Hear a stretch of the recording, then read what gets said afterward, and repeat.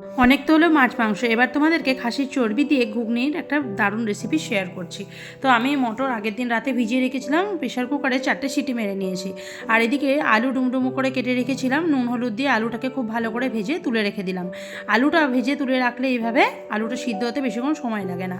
তারপর ওই তেলের মধ্যেই গোটা জিরে, শুকনো লঙ্কা, তেজপাতা ফোড়ন দিয়ে দিয়েছি, দিয়ে দিলাম পেঁয়াজ কুচি, দিয়ে ভালো করে ভেজে নিতে হবে। আর তারপর দিয়ে দিলাম খাসির মাংসের চর্বি, একটু ছোটো ছোটো করে কেটে নেবে, তাহলে দেখবে গলে যাবে খুব তাড়াতাড়ি। তারপর এর উপর দিয়ে আদা রসুন আর কাঁচা লঙ্কার পেস্ট দিয়ে ভালো করে নাড়াচাড়া করে দিয়ে দিলাম হলুদ গুঁড়ো, লঙ্কা গুঁড়ো, জিরে গুঁড়ো, ধনে গুঁড়ো দিয়ে খুব ভালো করে কষিয়ে নিতে হবে অল্প অল্প জল দিয়ে। মশলাটা একটু কষানো হয়ে গেলে এর উপর দিয়ে দেবো টমেটো কুচি আর স্বাদ মতো নুন দিয়ে খুব ভালো করে কষিয়ে নেবো আবারও, মশলা থেকে যতক্ষণ না তেল ছাড়ছে।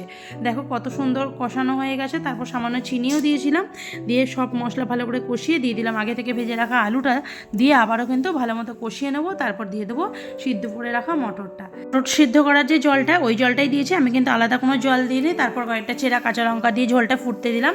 ঝোলটা একটু ফুটে এলে আর আলু সমস্ত সিদ্ধ হয়ে গেলে নামানোর আগে ধনেপাতা কুচি আর গরম মশলা গুঁড়ো দিয়ে নামিয়ে নিলে খাসির চর্বি দিয়ে ঘুগনি কিন্তু হেভি লাগে খেতে, একদম মাংসের মতোই টেস্ট আসে। ভিডিওটা কেমন লাগলো অবশ্যই জানিয়ে, সবাই খুব ভালো থেকো, টাটা।